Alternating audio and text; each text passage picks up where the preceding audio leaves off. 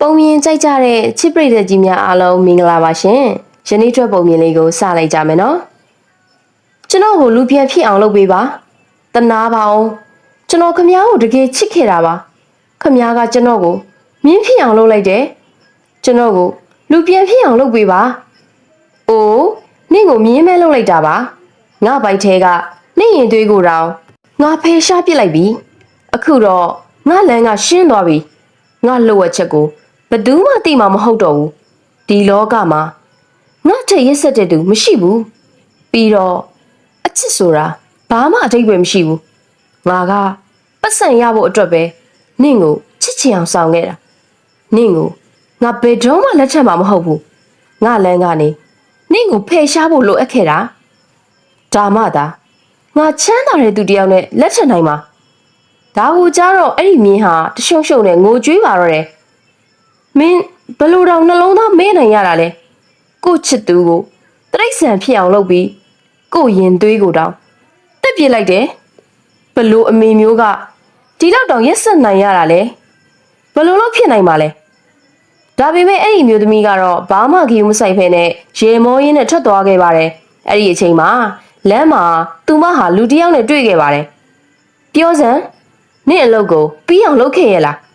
အဲ့ဒီကောင်မလေးကိုအစဖြောက်လိုက်ပြီမလားသူကငါသမီးဆိုတာ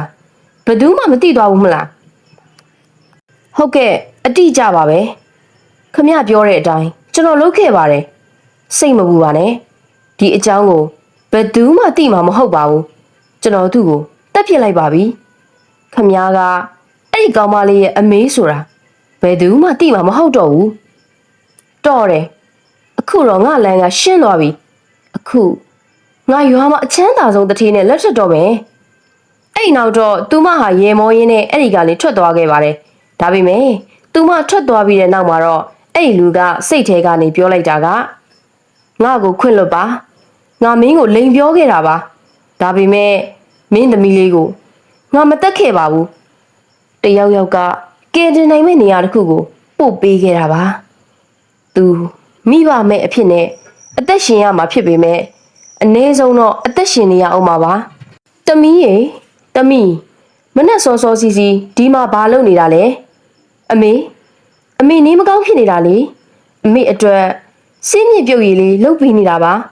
တမီးစီမှာစေးဝယ်ဖို့ပတ်စံမရှိဘူးတမီးစီမှာသာ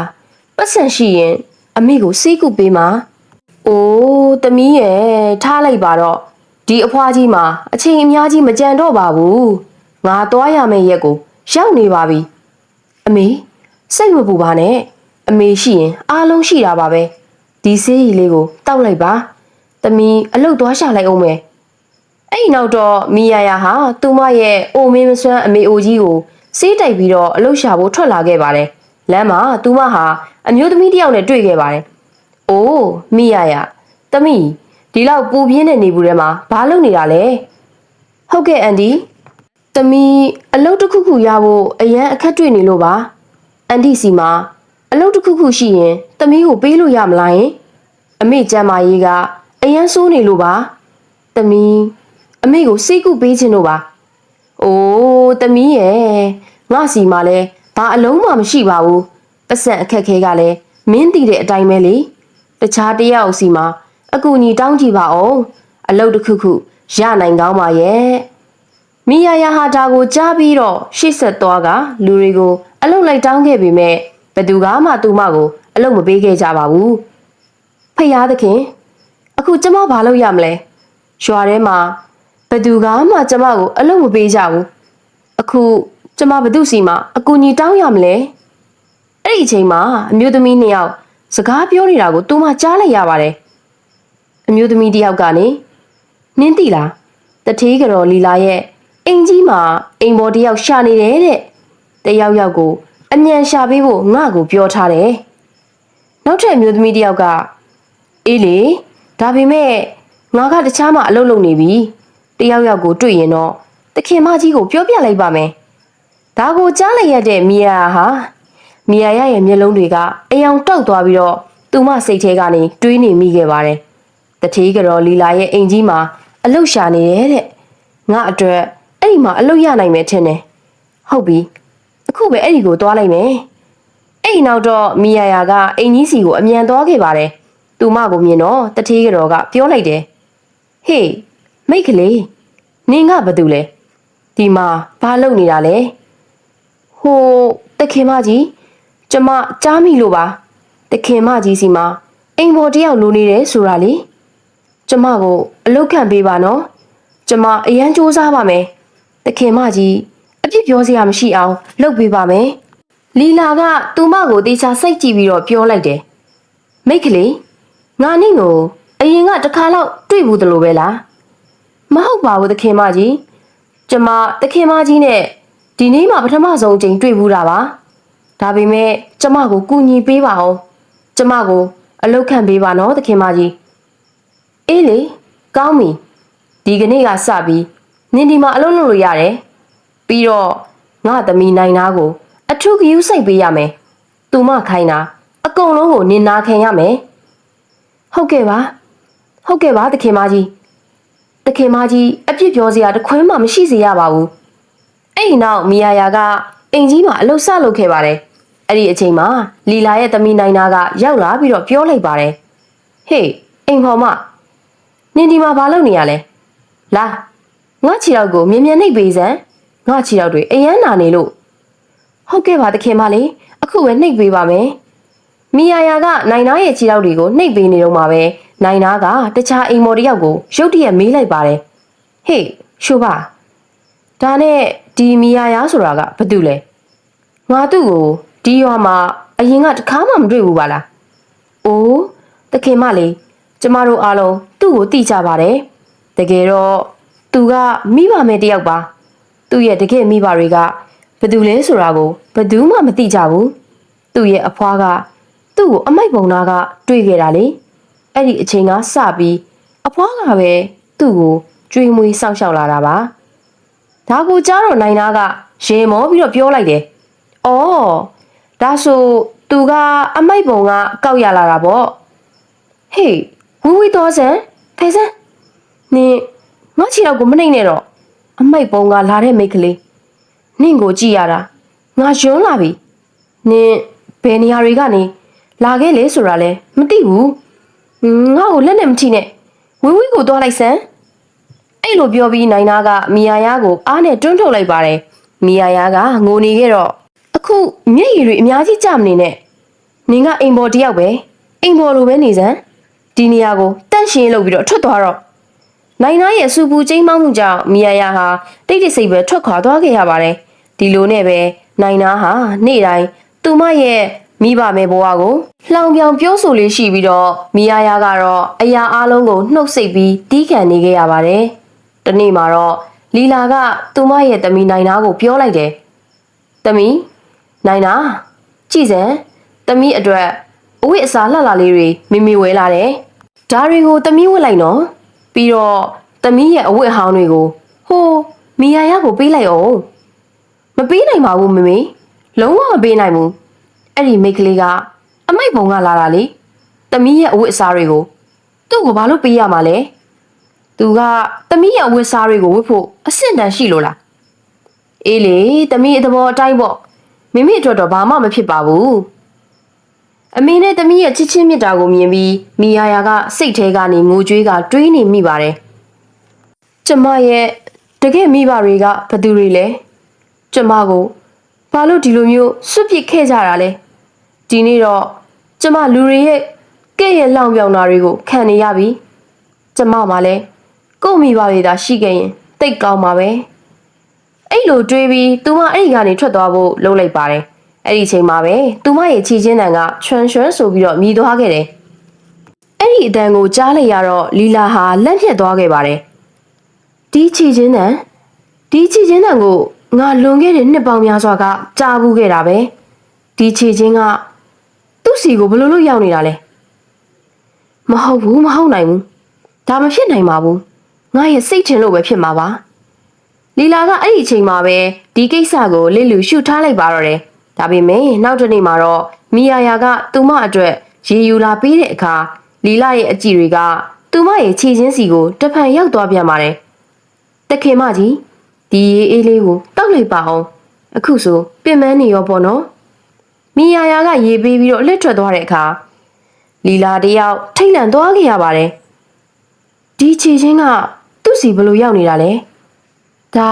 ငါကလေးကိုဝတ်ပေးခဲ့တဲ့ခြေချင်းပဲငါရဲ့တကိသမီးအရင်ကအသက်ရှင်နေတာလားဒါပေမဲ့ငါကိုယ်တိုင်သူ့ကိုတက်ခိုင်းလိုက်တာလေတကယ်လို့ဒီအမှန်တရားကိုလူတွေသိသွားရင်ငါယောက်ျားကငါ့ကိုစွန့်ပစ်လိုက်မှာပဲပြီးတော့ငါကပြန်ပြီးတော့ဆင်းရဲသွားလိမ့်မယ်မဖြစ်ဘူးငါအဲ့လိုအဖြစ်မခံနိုင်ဘူးသူ့ကိုငါလမ်းပေါ်ကနေဖယ်ရှားပြစ်မှာဖြစ်မယ်လီလာဟာမီယာယာကိုတတ်ဖို့အစီအစဉ်ဆွဲပါတော့တယ်အဲ့ဒီကလေးကတေမင်းလက်ကနေဘလို့လွတ်မြောက်လာလဲဆိုတာကိုလည်းသူအံ့ဩနေမိပါတယ်နောက်တနေ့မှာတော့မီယာယာဟာအိမ်တော်ကအလုပ်တွေကိုအပြီးတက်ပြီးမြစ်ကန်နာမှာသူ့အမေရဲ့အဝတ်စားတွေလျှော်ဖို့ကိုတွားခဲ့ပါတယ်အမေအဝတ်တွေကိုမြန်မြန်လျှော်လိုက်အောင်မယ်ပြီးရင်အိမ်ပြန်ရမယ်အဲ့ဒီအချိန်မှာပဲရှန်ကျဲရောက်လာခဲ့ပါတယ်ဟေးမီယာယာဒီနေ့မင်းလာတာတော်တော်နောက်ကျနေပါလားဟုတ်တယ်ရှန်ကျဲမင်းလဲတိတာပဲငါအမေအတွက်စီဘူဝါကရှာရတာဆိုတော့အိမ်တော်မှာအလုပ်တွေပို့လို့ရတယ်လေမင်းဒီလောက်ပင်မလုပ်နေရတာမြင်ရတာငါတော်တော်စိတ်မကောင်းဘူးစိတ်မပူပါနဲ့ငါတို့မကြခင်လက်ထက်ကြတော့မှာပါအဲ့ဒီအခါကျရင်မင်းဘာအလုံးမှလုပ်စီရမလို့တော့ဘူးငါမင်းကိုပတ်စံပေးခြင်းပေမဲ့မင်းကမယူဘူးလေဒါကြောင့်လက်ထက်ပြီးရင်မင်းကိုငါအကောင်းဆုံးစောင့်ရှောက်ပါမယ်သူတို့နှစ်ယောက်စကားပြောနေတော့မှပဲနိုင်နာကအဲ့ဒီကိုရောက်လာပြီးသူတို့ပြောသမျှစကားတွေကိုကြားသွားခဲ့ပါတယ်မဟုတ်ဘူးဒါမျိုးမဖြစ်နိုင်ဘူးရွာမှာအချောဆုံးကောင်လေးရှန်ကျဲကဒီလိုမိဘမဲမနဲ့မရထိုက်ဘူးရှန်ကျဲကငါအတွက်ပဲငါသူ့ကိုသဘောကျတယ်ဒီမီယာယာကိုငါလမ်းပေါ်ကနေဖယ်ရှားပြစ်ရမယ်ဘာလို့လဲဆိုတော့ရှန်ကျဲနဲ့ငါပဲလက်ထပ်ရမှာမို့လို့ငါတယောက်တည်းပဲလက်ထပ်ရမှာအဲ့လိုတွေးပြီးနိုင်နာကသူတို့နှစ်ယောက်ရှိကိုထွက်လာပြီးတော့ပြောလိုက်ပါတယ်ရှန်ကျဲရှင်ဒီမိဘမဲမလေးနဲ့ဒီမှာဘာလုပ်နေရလဲနိုင်နာစကားကိုစင်ကျင်ပြောပါမင်းမီယာယာကိုအဲ့လိုစကားမျိုးမပြောသင့်ဘူးရှင်သူ့အကြောင်းဘာမှမသိပါဘူးသူကအမိုက်ပုံကကောက်ရလာတဲ့ကောင်မလေးပါထားလိုက်ပါငါကဒီကိုငါကိစ္စပြောဖို့လာတာရှန်ကျဲငါရှင့်ကိုအယမ်းချစ်တယ်ပြီးတော့ရှင့်ကိုလက်ထပ်ချင်တယ်ဒါကိုကြားတော့သူတို့နှစ်ယောက်လုံးအံ့ဩသွားခဲ့ပါတယ်အဲ့ဒီအခါရှန်ကျဲကပြောလိုက်ပါတယ်စိတ်မကောင်းပါဘူးနိုင်နာဒါပေမဲ့ငါမင်းကိုမချစ်ဘူးဘာလို့လဲဆိုတော့ငါကမီယာယာကိုပဲချစ်တာပြီးတော့သူ့ကိုပဲလက်ထပ်မှာဒါကိုကြားချင်းနိုင်နာဟာအယံဒေါသထွက်သွားပြီးတော့ပြောလိုက်ပါတယ်ရှင်ကဒီလိုအမိုက်ပုံကကောက်လာတဲ့အစီကမ်းမအတွက်နဲ့ငါလိုလှပချမ်းသာတဲ့မိတ်ကလေးကိုညှင်းပယ်ရဲတယ်ပေါ့လေဟုတ်တယ်ဘာလို့လဲဆိုတော့ငါအတွက်တော့အချစ်တဲ့ကြီးမြတ်တဲ့ဥစ္စာဒနာကြီးမရှိလို့ပဲဒါကြောင့်ငါလက်ထက်ရင်မီယာယာနဲ့ပဲလက်ထက်မယ်အဲ့နောက်တော့နိုင်နာဟာဒေါသကြီးနဲ့သူ့အမေလီလာစီကိုရောက်သွားခဲ့ပါတယ်အလိုဘာဖြစ်တာလဲသမီးဘာလို့ဒီလောက်ဒေါသထွက်နေရတာလဲနိုင်နာကသူ့အမေကိုအကြောင်းစုံကိုပြောပြလိုက်ပါတယ်အမေသမီးဒေါသမထွက်ဖဲနဲ့နေနိုင်မလားအဲ့ဒီမီယာယာကသမီးရဲ့အချစ်ကိုလူယူရဲလောက်တော့တတ်တိရှိနေတာလားအမေသမီးအဲ့ဒီမီယာယာကိုတက်ပြစ်မယ်သူ့ကြောင့်ရှန်ကျဲကသမီးကိုညင်းခဲ့တာသူ့ကိုအသက်ရှင်လျက်မထားဘူးသမီးဘလို့အချစ်ကြောင့်ပြောနေတာလဲအမေကိုအဆအဆုံးပြောပြပါအောင်တကယ်ကဘာဖြစ်တာလဲအေးပါသမီးရဲ့ဒါပေမဲ့အဲ့ဒီမတိုင်ခင်ငါတို့မီယာယာကိုနှိပ်စက်ရမယ်ငါတို့သူ့ကိုဘလို့ပြစ်ဒဏ်မျိုးပေးရမလဲဆိုတာရွာသားတွေကိုယ်တိုင်သူ့ကိုတက်ပြစ်မယ်ဒါပေမဲ့အရင်ဆုံးရှန်ကျဲကိုတက်ရမယ်ဒါမှမီယာယာဝေဒနာခံစားရမှာသူတို့နှစ်ယောက်ဟာမီယာယာနဲ့ရှန်ကျဲတို့မြစ်ကန်မီမှာစကားပြောထိုင်နေတဲ့နေရာကိုတွားကြပါတယ်သူတို့နှစ်ယောက်ကိုအတူတူတွေ့တော့လီလာရဲ့ဒေါသတွေချောင်းချောင်းထွက်လာတော့တာပေါ့ငါသမီးလေးစိတ်ရှည်ထားပါအခုငါတွားလိုက်မယ်လီလာဟာသူမရဲ့မျက်နှာကိုပဝါနဲ့အုပ်လိုက်ပြီးနောက်ကနေသွားကရှန်ကျဲရဲ့ခေါင်းကိုဒုံးနဲ့ရိုက်လိုက်ပါတယ်သူဟာဝေဒနာပြင်းပြင်းထန်ထန်ခံစားရပြီးမြေပြင်ပေါ်မှာလဲကျသွားခဲ့ပါတယ်မင်းငါ့ကိုဘာလို့ရိုက်တာလဲ ဒါဟာနင့်အတွက်ပြစ်ဒဏ်ပဲနင်ငါသမီးကိုညှင်းပယ်ခဲ့တယ်လေအခုတော့တေးလိုက်တော့ရှန်ကျဲတေးဆုံးသွားခဲ့ပါတယ်ဒါကိုမြင်တော့မီယာယာဟာအော်ဟစ်လိုက်မိပါတယ်ကဲကြပါအောင်ကဲကြပါအောင်ဘသူရှိလဲကျမတို့ကိုကဲမဲ့သူတယောက်ယောက်ရှိရဲ့လားရှန်ကျဲထပါအောင်ရှန်ကျဲမျက်လုံးဖွင့်ပါအောင်ရှင်ကျမကိုထားသွားလို့မရဘူးလေရှန်ကျဲမျက်လုံးဖွင့်ပါအောင်ရှန်ကျဲမျက်လုံးဖွင့်ပါအောင်မီယာယာဟာရှန်ကျဲရဲ့အလောင်းပေါ်မှာရှိုက်ကြီးတငင်ငိုကြွေးနေခဲ့ပါတယ်အဲ့ဒီအချိန်မှာပဲလီလာကသူမရဲ့မျက်ဖုံးကိုဖယ်လိုက်ပြီးတော့ပြောလိုက်ပါတယ်နင့်ရဲ့ဒီချစ်သူကငါသမီးအတွက်မဖြစ်နိုင်မှာတော့နင့်အတွက်ရောဘယ်လိုဖြစ်ခွင့်ပေးနိုင်မှာလဲအန်ဒီဒါဘာတွေလုပ်လိုက်တာလဲအန်ဒီဒီလောက်အထိရက်ဆက်မယ်လို့ကျမမထင်ထားခဲ့ဘူးရှန်ကျဲကအန်ဒီသမီးကိုညှင်းပယ်ခဲ့တယ်ဆိုရင်တော့ဒါကသူ့အသက်ကိုတပ်ပိုင်ခွင့်ရှိတယ်လို့မဆိုလိုဘူးလေအန်ဒီလောက်တာမမှန်ဘူးကျမအန်ဒီတို့ရဲ့အမှန်တရားကိုအားလုံးကိုပြောပြမယ်အန်ဒီတို့နှစ်ယောက်လုံးရှန်ကျဲကိုတတ်ခဲ့တာအန်ဒီတို့တတ်ခဲ့တာဟုတ်လားဘသူကိုတွားပြောမှလဲပြီးတော့နေ့စကားကိုဘသူကယုံမှလဲကျမအားလုံးကိုပြောပြမယ်ကျမကိုချစ်တဲ့တိုးရီသောသူကလည်းထွက်သွားပြီသူ့ရဲ့တေဆုံးမှုကိုအလားတမဖြစ်ခံနိုင်ဘူးကျမအန်ဒီတို့ကိုတင်ကန်းစာပေးမယ်အန်ဒီတို့ကိုလွတ်မထားဘူးမီယာယာဟာဒီလိုပြောပြီးရွာဘက်ကိုပြေးသွားခဲ့ပါတယ်အဲ့ဒီချိန်မှာလီလာကရုတ်တရက်အကျယ်ကြီးအော်ဟစ်ပါတော့တယ်ကဲကြပါအောင်ဒီအကျင့်မကောင်းတဲ့မိတ်ကလေးကဘာတွေလုပ်လိုက်တာလဲငါကနင့်ကိုအစီကံတယောက်လိုသဘောထားပြီးအိမ်ကြီးထဲမှာထားပေးခဲ့တာအခုတော့နင်ကဒီလိုတွေလုပ်ရက်တယ်ပေါ့လီလာရဲ့အော်တန်ကိုကြားတော့ရွာသားတွေစုယုံရောက်လာပြီးတော့မေးကြပါတယ်ဘာဖြစ်လို့လဲသခင်မကြီးဘာလို့ဒီလိုအော်နေရတာလဲပြီးတော့ဒါကဟိုမိဘမဲမလေးမိရရမဟုတ်လားအိုးသူ့ကိုမိဘမဲလို့မထင်လိုက်နဲ့သူ့ရဲ့အကျင့်စာရိတ္တကအရန်ဆိုးတာသူကဒီကောင်လေးကိုအချစ်ပိုက်ကုန်နဲ့ဖျားယောင်းပြီးပတ်စံအနှဲငယ်အတွက်တက်ပြစ်လိုက်တာဘာလို့လဲဆိုတော့ဒီကောင်လေးကငါသမီးနဲ့လက်ထက်တော့မှလေသူကဒီကောင်လေးကိုငါ့ကိုလက်မထက်ရင်နင့်ကိုတက်ပြစ်မယ်ဆိုပြီးချင်းချောက်ခဲ့တာအခုတော့ဒီနေ့တော့သူကငါရဲ့တမက်လောင်လေးကိုတက်ပြစ်လိုက်ပြီအဲ့ဒီအချိန်မှာရှန်ကျဲရဲ့မိဘတွေငိုယိုပြီးတော့ရောက်လာကြပါတယ်သူတို့သားရဲ့အလောင်းကိုမြင်တော့စိတ်နှလုံးကြေကွဲသွားကြပါတယ်ဒါတွေဘာဖြစ်ကုန်တာလဲမီယာယာနင်ငါရဲ့တိုးရီတော်သားလေးကိုတက်လိုက်တာလားငါနင့်ကိုလွတ်မထားဘူးဒီရွာရဲ့ပန်ချာရက်မှာနင့်ကိုပြင်းပြင်းထန်ထန်အဖြစ်ပေးခိုင်းမယ်လာအခုပန်ချာရက်စီကိုသွားမယ်ရွာသားတွေကမီယာယာကိုဖမ်းဆီးပြီးပန်ချာရက်ကိုသွားကြပါတယ်ဒါဘာဖြစ်တာလဲမီယာယာနင်ငါရဲ့တိုးရီတော်သားလေးကိုတက်လိုက်ပြီတကြီးမင်းဒီမိတ်ကလေးကကျွန်တော်သားကိုတက်ပြစ်လိုက်တာပါသူ့ကိုပြင်းပြင်းထန်ထန်အပြစ်ပေးပေးပါကောင်းပြီဟာရီနဲ့သူကမင်းရဲ့သားကိုရရဆက်ဆက်တက်ခဲ့တယ်လို့ပဲသူ့ကိုလည်းတေတံပေးလိုက်မယ်ရွာသားတို့သူ့ကိုအသက်မထွက်မချင်းခဲနဲ့ပေါက်ကြမဟုတ်ဘူးကျမဘာမှမလုပ်ခဲ့ဘူးကျမကိုလွတ်ပေးကြပါကျမကိုတွားခွင့်ပြုပါကျမမှာအပြစ်မရှိပါဘူးကျမဘာမှမလုပ်ခဲ့ဘူးကျမဘာမှမလုပ်ခဲ့ပါဘူးကျမကိုလွတ်ပေးကြပါကြည်စံအခုတော့သူကအပြစ်ကင်းတယ်လို့ဟန်ဆောင်နေပြီသူကလူလိမ်မပဲရိုက်ကြသူက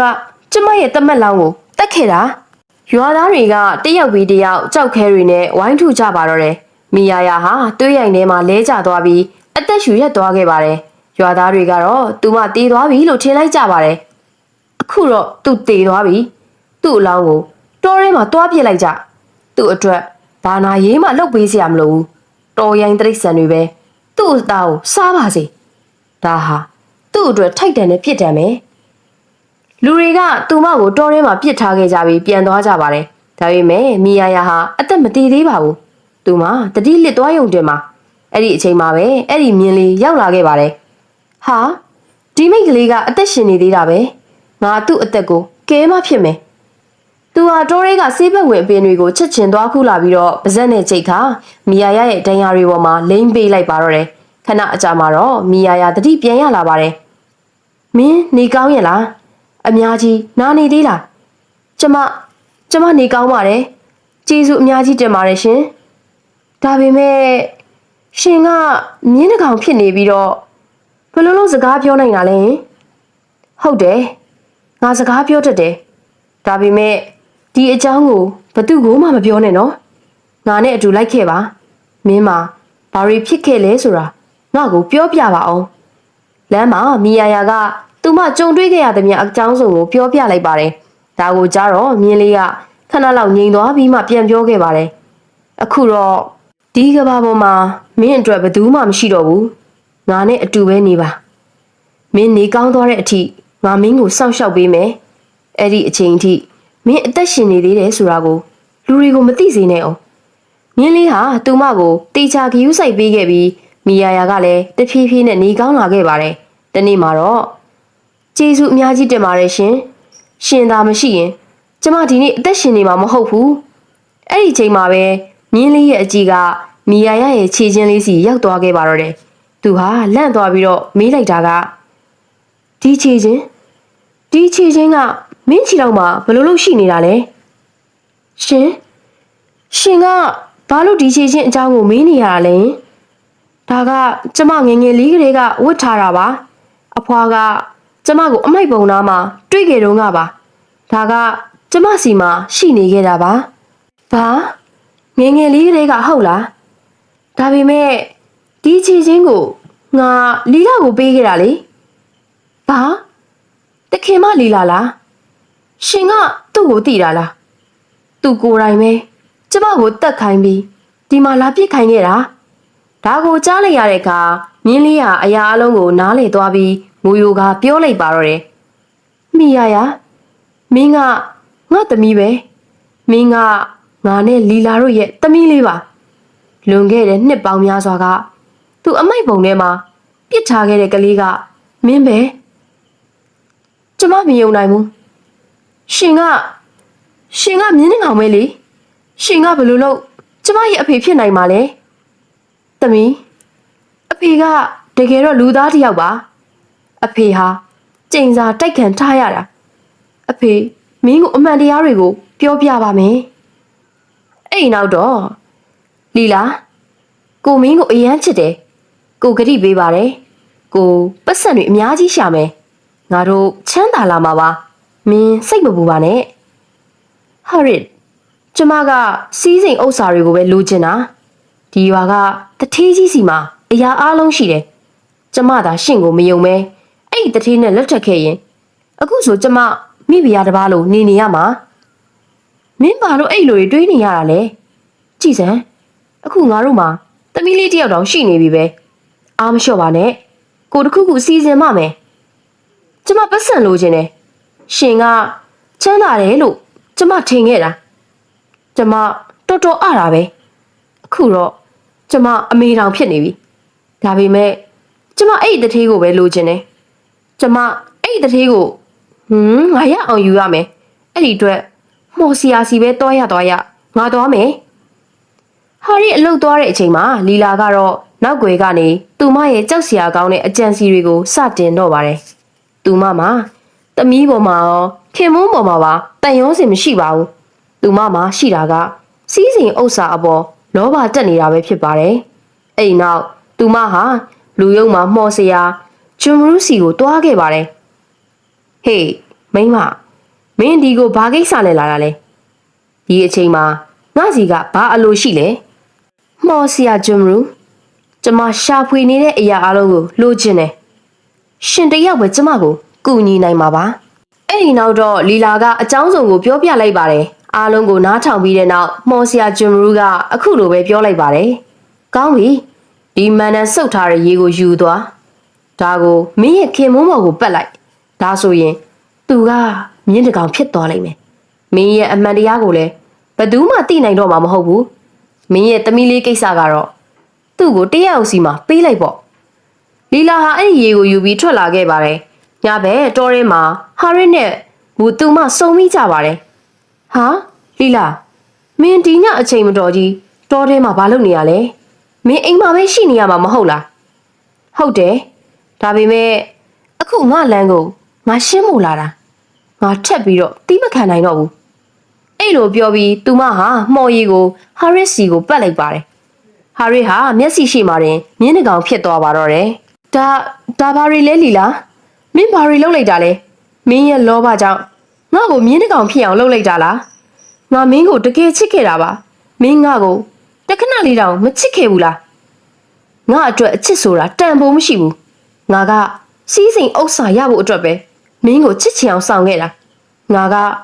ချမ်းသာတဲ့တတိတယောက်နဲ့လက်ထပ်ရမှာအဲ့ဒါကြောင့်မင်းငါလိုင်းကနေဖယ်ပေးဖို့တိတ်အရေးကြီးနေတယ်ခုတော့ငါလှုပ်ဝက်ချက်ကိုဘသူမှသိတော့မှာမဟုတ်ဘူးဘသူမှပေါ့ဒါပေမဲ့လီလာငါတို့ရဲ့သမီးလေးရောသူကအပြစ်မရှိပါဘူးဟာရစ်ငါသူ့ကိုလည်းငါလိုင်းကနေဖယ်ရှားလိုက်ပြီအခုငါအတွက်စီးစိမ်ဥစ္စာနဲ့တထေးကိုရဖို့လမ်းပွင့်သွားပြီမင်းသိမလားရှင်မလားငါကြီးမဆိုင်ဘူးလီလာဟာရေမောရင်းနဲ့ဓာရီကိုပြောနေတော့မှပဲအာမင်းလို့ခေါ်တဲ့လူတစ်ယောက်ရောက်လာခဲ့ပါတယ်ဟုတ်ကဲ့တခင်မခိုင်းတဲ့အတိုင်းကျွန်တော်လုပ်လိုက်ပါပြီအခုဒီအကြောင်းကိုဘယ်သူမှဘယ်တော့မှသိမှာမဟုတ်တော့ပါဘူးတော်တယ်အခုတော့ငါရွာမှာအချမ်းသာဆုံးတထေးနဲ့လက်ထပ်တော်မယ်မီယာယာက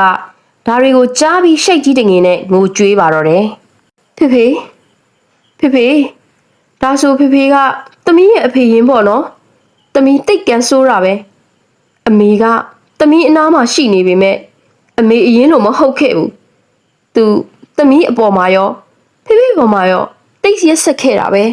သူမဟာဖခင်ဖြစ်သူကိုဖတ်လိုက်ပါတယ်မီယာယာကသူမရဲ့ဖခင်ကိုဖတ်ပြီးငိုလိုက်တဲ့အခါသူမရဲ့စစ်မှန်တဲ့မျက်ရည်တွေကဟာရစ်အပေါ်ကိုကျသွားပြီးတော့ရုတ်တရက်အံ့ဖွယ်တစ်ခုဖြစ်ပျက်ခဲ့ပါတယ်ဟာရစ်ဟာလူသားစစ်အဖြစ်ပြန်ပြောင်းသွားခဲ့ပါတယ်ဟာဖေဘယ်လိုလုပ်လူပြန်ဖြစ်လာရတာလဲခုနတည်းမြင်းဖြစ်နေတာမဟုတ်လားအေးပါသမီးရဲ့အဖေအပေါ်မှာအဲ့ဒီမော်စီယာရဲ့အောက်လန်းပညာတွေရှိနေခဲ့တာအဲ့ဒါကိုသမီးရဲ့အတ္တကင်းတဲ့မေတ္တာနဲ့စစ်မှန်တဲ့မျက်ရည်တွေကပဲဖျက်ဆီးနိုင်တာသမီးကအဖေကိုမှတ်မိပြီးဖတ်လိုက်တဲ့အချိန်မှာပဲအဲ့ဒီမော်အတက်တွေပြက်ပြေသွားပြီအဖေလူပြန်ဖြစ်လာတာပါကြည်စမ်းသမီးဖေအခုသမီးတို့နှစ်ယောက်အတူတူနေကြမယ်နော်ဘဲမှမသွားတော့ဘူးအမြဲတမ်းအတူတူနေကြမယ်နော်အဲ့ဒီချိန်မှာပဲဟာရီရဲ့မျက်လုံးတွေထဲမှာဂလဲစားချီလို့တဲ့မီလီယံတွေတောက်လောင်နေခဲ့ပါတယ်သူဟာလှီလာကပြစ်မဲ့တဲ့သူတယောက်ရဲ့အသက်ကိုနှုတ်ယူခဲ့ပြီးသမီးကိုလည်းတေဖို့အတွက်ပစ်ထားခဲ့တယ်သူ့ရဲ့အပြစ်တွေအတွက်ငါထိုက်တန်တဲ့ပြစ်ဒဏ်ကိုပေးစီရမယ်ခုကတရားမျှတမှုအတွက်အချိန်ရောက်ပြီတရားမျှတမှုအတွက်ပဲဟုတ်ကဲ့ပါဖေသူကရှန်ဂျေကိုတက်ခဲ့တာဒါပေမဲ့အခုတရွာလုံးကသမီးကိုလူသက်သမားလို့ထင်နေကြတယ်သမီးဘာမှမစိုးရိမ်နဲ့ငါသမီးလေးအပြစ်မရှိကြောင်းတက်တည်ပြဖို့အတွက်ငါဘာမစိုးလုပ်မယ်သမီးမှာအပြစ်မရှိဘူးဆိုတာလူတိုင်းသိအောင်ငါပြောပြမယ်အဲ့ဒီနောက်တော့သူတို့နှစ်ယောက်တက်တီမွေးပြီးရွာကိုရောက်လာခဲ့ကြပါတယ်မီယာယာကိုအသက်ရှင်လျက်ပြန်တွေ့လိုက်ရတော့ရွာသားတွေဟာဒေါသထွက်ပြီးတော့ပြောလာကြပါတယ်ဟေးဒီလူသက်သမားကပြန်လာပြီအဲ့ဒီနေ့ကခဲနဲ့အပေါက်ခံရတာတောင်အသက်ရှင်နေသေးတာပဲဒါပေမဲ့ဒီနေ့တော့သူ့ကိုငါတို့အလွတ်မပေးဘူးနေကြအောင်ရွာသားတို့ကျွန်တော်သမီးမှာအပြစ်မရှိပါဘူးသူဘာမှမလုပ်ခဲ့ဘူးဒါရီအားလုံးကိုတီလီလာကပဲလုပ်ခဲ့တာပါလူအုပ်ကြီးကိုမြင်တော့ရွာလူကြီးကအဲ့ဒီကိုရောက်လာပြီးမင်းကဘာတူလဲပြီးတော့ဒါရီကဘာတွေပြောနေရလဲလို့မေးလိုက်တယ်ရွာတွေကစူညံတန်တွေကိုကြားတော့လီလာလည်းသူ့သမီးနိုင်နာနဲ့အတူအိမ်ကြီးကနေထွက်လာခဲ့ပါတယ်သူဟာဟာရီနဲ့မီယာယာကိုအတူတွေ့လိုက်ရတော့အံ့အားသင့်သွားခဲ့ပါတယ်တကယ်တော့ဆုံးမကမင်းပဲမင်းကမော်စီယာဂျမ်ရီရဲ့အကူအညီနဲ့ငါ့ကိုနှစ်ပေါင်းများစွာမြင်းတကောင်ဖြစ်အောင်လှုပ်ထားခဲ့တာမဟုတ်ဘူးရွာလူကြီးသူတို့ပြောတာတွေကိုမယုံပါနဲ့သူတို့နှစ်ယောက်လုံးကလူလိမ်တွေလူယုံမာတွေပါသူတို့နှစ်ယောက်လုံးကအောက်လန်းပညာတွေတုံးနေကြတာသူတို့အလိမ်ညာတွေပြောနေတာပါအဲ့ဒီနောက်ဟာရီယာကအဖြစ်မှန်အားလုံးကိုရွာလူကြီးကိုတစ်ခုချင်းစီကိုပြောပြလိုက်ပါတော့တယ်မဟုတ်ဘူး မဟုတ်ဘူးဒါတွေအားလုံးကအလိမ်ညာတွေငါကဘယ်လိုလုပ်ပြီးမော်တက်တွေတက်မှာလဲပြီးတော့ဒီမိတ်ကလေးကလည်းရွာလူကြီးကျွန်တော်မှာတက်သေးရှိပါတယ်အာမစ်ဒီကိုလာပြီးအဲ့ဒီညကအဖြစ်မှန်ကိုအားလုံးကိုပြောပြလိုက်စမ်းရွာလူကြီးဒါတွေကအမှန်တွေပါလွန်ခဲ့တဲ့22နှစ်ကလီလာလုပ်ခဲ့တာတွေကိုကျွန်တော်ကိုယ်တိုင်မြင်ခဲ့တာပါအဖွားကိုတယောက်ကကလေးကိုခေါ်သွားပြီးကျွေးမွေးစောင့်ရှောက်ခဲ့တာကိုသူကလင်ညာရီပြောခဲ့တာမဟုတ်ဘူးသူကတခိုးပဲသူအလင်ညာရီပြောနေတာမဟုတ်ဘူးငါကတခိုးမဟုတ်ဘူးအန်ချီလီလာငါကလီလာစီကနေငါလိုအားခတောင်းတာကိုသူကငါ့ကိုတခိုးဆိုပြီးမဟုတ်မမှန်ဆွတ်ဆွဲပြီးရွာကနေနှင်ထုတ်ခဲ့တာအခု